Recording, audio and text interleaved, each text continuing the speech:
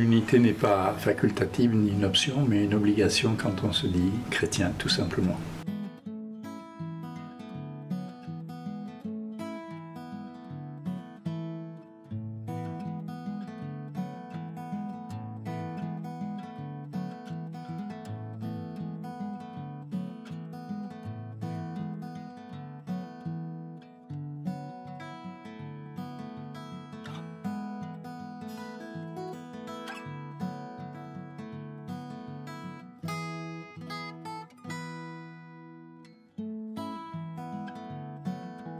Eh bien, de prendre au sérieux cette semaine de prière pour l'unité parce que j'ai réalisé qu'elle comprenait à peu près 2% du temps en commun entre confessions chrétiennes. 2% dans l'année, ce qui n'est pas beaucoup.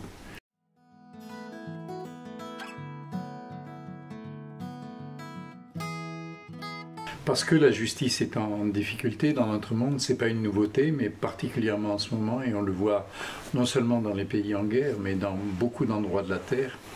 Alors que l'Écriture nous dit, par la voix du prophète Michée, on t'a fait savoir, homme, ce qui est bien, rien d'autre qu'accomplir la justice, aimer avec tendresse et marcher humblement avec ton Dieu.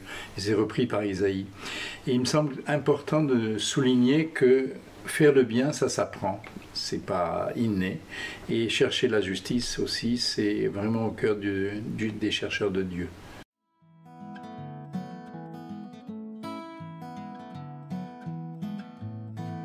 Ça a été le nouveau nom de l'annonce de la foi du temps du pape Paul VI dans les années 70. On disait la lutte pour la justice, c'est le nouveau nom de l'évangélisation.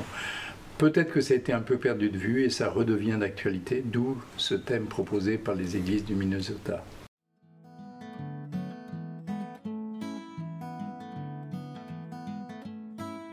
Oui, on entretient pas mal de relations avec les chrétiens des autres confessions. Dans le diocèse de Bordeaux, elles sont nombreuses, ces confessions, qu'il s'agisse d'orthodoxes, d'anglicans et de protestants de différentes dénominations. Et puis on essaye le plus possible de réaliser des choses ensemble, comme des études bibliques, comme des échanges de chair qu'on devrait pousser pour cette semaine de prière pour l'unité.